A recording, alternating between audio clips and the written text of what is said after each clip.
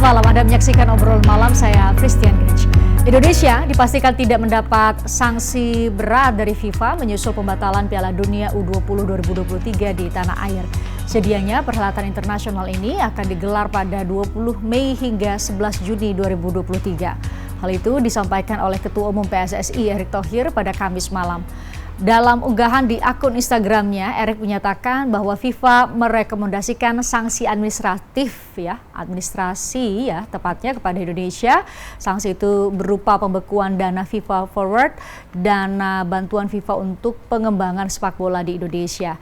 Sanksi ini dirilis usai Indonesia batal menggelar Piala Dunia U20 2023 atau tahun ini. FIFA resmi mencabut status tuan rumah Indonesia pada 29 Maret lalu. Usai pembatalan itu, Erick Thohir langsung terbang ke Eropa untuk bertemu dengan FIFA atau dengan Presiden FIFA, sekaligus melobi sanksi yang akan dijatuhkan.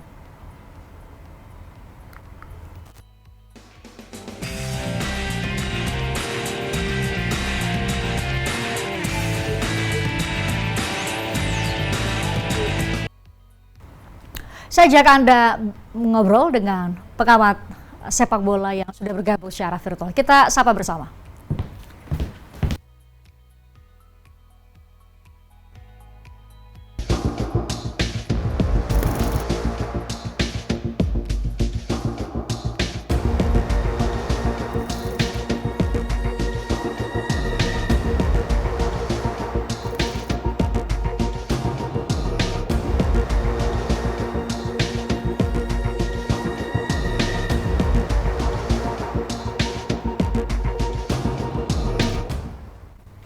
Saya ajak Anda menyapa Muhammad Kusnaini, pengamat sepak bola yang sudah bergabung secara virtual.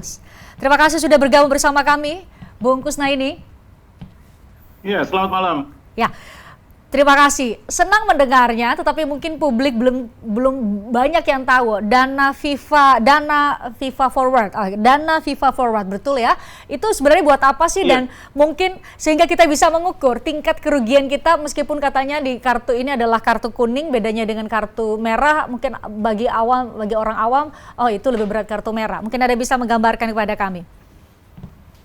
Iya, jadi FIFA ini sebagai lembaga yang menaungi seluruh organisasi olahraga sepak bola di seluruh dunia, induk organisasi olahraga dunia ini kan punya beberapa event yang sangat ditunggu oleh masyarakat dunia. Ada Piala Dunia misalnya, ada Piala Dunia antar klub, lalu ada Piala Dunia wanita, Piala Dunia U20. Banyak sekali event yang dimiliki oleh FIFA dan itu semuanya milik FIFA eksklusif. Nah, dari event-event tersebut FIFA mendapatkan banyak keuntungan. Banyak keuntungan yang antara lain dibiayai untuk menghidupi organisasi. Nah, sebagian keuntungan kemudian disisihkan untuk membantu perkembangan sepak bola di negara-negara yang dianggap masih butuh bantuan. Nah, itu tiap tahun banyak negara yang mendapat bantuan dari FIFA dengan jumlah miliaran rupiah ya kalau dirupiahkan. Indonesia termasuk salah satunya. Dalam setahun itu kita bisa menerima bantuan bisa sekitar 5-8 miliar gitu ya. Dan tentu bagi Indonesia itu angkanya ya lumayan gitu ya. Meskipun mungkin kalau bagi FIFA itu ya nggak begitu besar ya. Tapi cukup besar bagi perkembangan sepak bola di Indonesia. Kita sudah pernah menerima bantuan ini antara lain digunakan untuk membangun salah satunya pusat lapangan latihan di Sawangan ya, di samping beberapa kegiatan lain. Nah, FIFA memang terutama mengarahkan agar dana bantuan ini digunakan untuk kepentingan pengembangan sepak bola, khususnya di usia muda. Indonesia termasuk yang mendapat bantuan itu.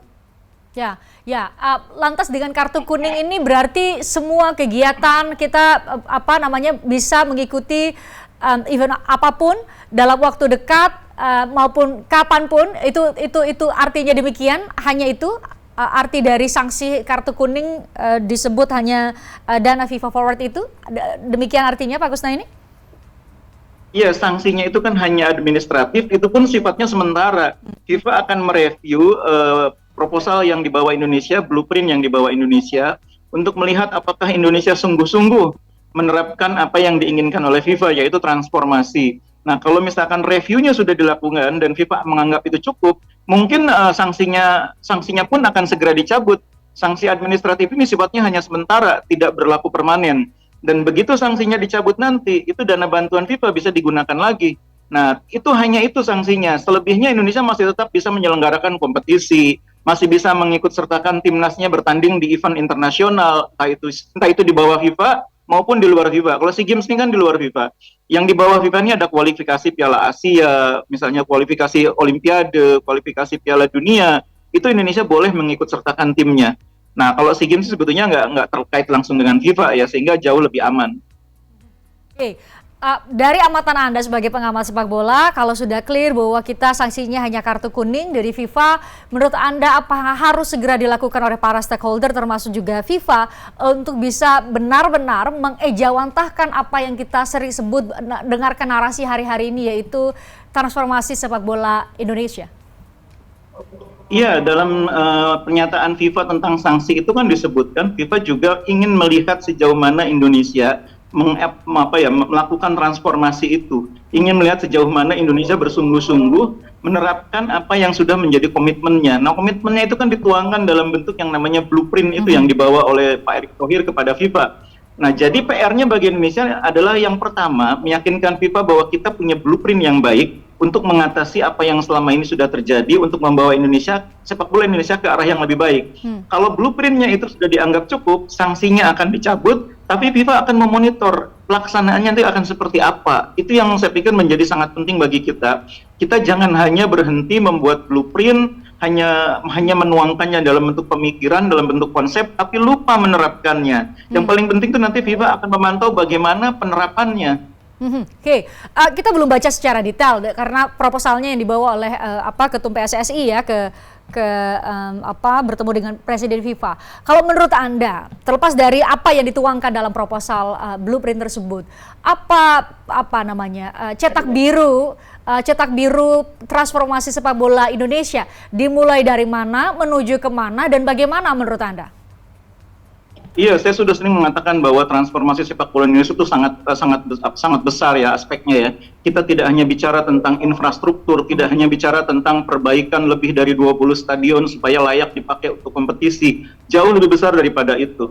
Kita bicara tentang tata kelola kompetisi, bagaimana membangun kompetisi yang berjenjang dari kelompok usia muda sampai usia senior. Kita juga diminta untuk mengembangkan sumber daya manusia sehingga kita bisa menyelenggarakan kompetisi yang dikelola oleh orang-orang yang profesional. Kita punya kompetisi profesional, tapi banyak elemen-elemen penyelenggara kompetisi yang belum tersertifikasi. Kalau kita bicara tentang profesionalisme, salah satu indikatornya adalah sertifikasi. Orang yang ada di lapangan, orang yang menyelenggarakan pertandingan adalah orang-orang yang sudah tersertifikasi. Karena ini profesional, bukan amatir. Nah, ini jumlah tenaga kerja kita di bidang olahraga profesional yang tersertifikasi masih sangat terbatas. SDM kita masih banyak yang harus dikembangkan kemampuannya sehingga layak untuk menjadi penyelenggara kegiatan olahraga profesional. Kita juga tertinggal dari sisi teknologi. Nah, teknologi ini juga hal yang penting dalam transformasi, karena kita sekarang melihat fakta bahwa di dunia teknologi menjadi salah satu elemen penting dalam penyelenggaraan pertandingan. Misalnya VAR ya, teknologi VAR ini sekarang saya pikir mau tidak mau kita harus mulai berpikir ke arah sana, karena di sebagian besar liga-liga besar dunia itu sudah diterapkan, dan sebentar lagi mungkin AFC juga mungkin akan menerapkannya. Kita tidak boleh tertinggal, apalagi Indonesia memiliki liga yang fanatisme supporternya sangat luar biasa, yang engagement penonton terhadap penyelenggaraan kompetisi itu sangat luar biasa. Nah, tanpa penggunaan teknologi yang kuat, yang memenuhi syarat, kita akan terus terjebak dalam polemik tentang hasil-hasil pertandingan yang akhirnya menciptakan konflik tak berujung gitu loh. Jadi penerapan teknologi adalah salah satu hal penting di samping peningkatan kualitas SDM. Kalau mendengar tadi yang menurut Anda seharusnya masuk ke dalam cetak biru, satu, anggarannya besar sekali, dua, perlu komitmen dari mereka yang punya atau diberi emban atau diembankan tugas untuk bisa mewujudkan atau mengejawantahkan semua yang tertera dalam cetak biru tersebut, Pak atau Bung Kusnai ini. Jadi menurut Anda menaruh harapan kepada PSSI era saat ini? Iya, jadi memang sebetulnya sepak bola Indonesia itu seperti yang sering saya katakan mendapat perhatian yang sangat luar biasa ya dari negara, dari pemerintah. Mungkin di Indonesia satu-satunya cabang olahraga yang mendapatkan dukungan berupa impres percepatan pembangunan yaitu sepak bola. Makanya ketika terjadi tragedi Kanjuruhan itu sebetulnya harusnya bisa dihindari kalau kita menerapkan impres percepatan pembangunan sepak bola itu sejak awal, tidak membiarkannya berhenti sebagai impres itu ya. Nah sekarang dengan di-trigger oleh terjadinya tragedi Kanjuruhan, kemudian juga ada momentum di mana kita status sebagai tuan rumah Piala Dunia dicabut oleh FIFA, ini membuat PSSI harus lebih serius meyakinkan negara untuk membantu PSSI melakukan transformasi itu. PSSI tidak mungkin melakukan transformasi ini sendirian, karena PSSI ini sebagai induk organisasi olahraga masih jauh dari kata mandiri. Jangankan untuk membangun infrastruktur stadion, bahkan untuk menghidupi roda organisasinya saja masih terseok-seok. Dan ini saya pikir tidak bisa lepas dari dukungan negara. Negara masih memiliki peran yang sangat penting untuk membantu PSSI melakukan transformasi itu. Nah, Pak Erick Thohir ini kan kebetulan salah satu orang yang berada di pemerintahan, dekat juga dengan presiden. Jadi mengapa figur beliau menjadi penting saat ini di PSSI? Saya pikir salah satunya karena dia punya akses untuk meyakinkan pemerintah pusat, meyakinkan negara untuk membantu transformasi ini. Bagaimana dengan sumber daya manusia? Bagaimana dengan atlet-atlet kita, Pak Bung Kusnaini? Ya, ini memang harus dilakukan secara simultan ya, seperti yang saya katakan tadi, bahwa transformasi ini bukan sekedar soal membangun infrastruktur, tapi semua elemen yang saya sebutkan tadi, itu harus pada saat bersamaan dibenahi, harus pada saat bersamaan ditangani, tidak bisa dilakukan secara terpisah, tidak bisa dilakukan secara parsial, tapi harus simultan, dikeroyok bareng-bareng untuk diatasi permasalahannya. Makanya anggarannya memang besar, dan oleh sebab itu maka saya bilang ini transformasi ini bukan hanya dilakukan oleh PSSI, tapi sesungguhnya dilakukan oleh seluruh bangsa Indonesia. Ya, itu menjadi tugas kita semua untuk mentransformasi sepak bola nasional. Bung Kusnaini, terima kasih sudah bergabung bersama kami. Semoga kartu kuning FIFA untuk Indonesia ini bisa kemudian kita jadikan momentum untuk benar-benar mewujudkan secara konkret apa yang namanya transformasi sepak bola nasional. Terima kasih, saya selalu buat Anda. Terima kasih sudah bergabung bersama kami. Kami jeda, usai jeda kami akan kembali dengan obrolan lain. Ada Sandiaga Uno yang gencar atau makin kuat rumornya akan pindah ke Partai Persatuan Pembangunan, akan hengkang dari Gerindra. Satu, apa alasannya? Kedua adalah melepas seorang Sandiaga Uno. Kami obrolkan terkait hal ini. Usai jeda di obrolan malam.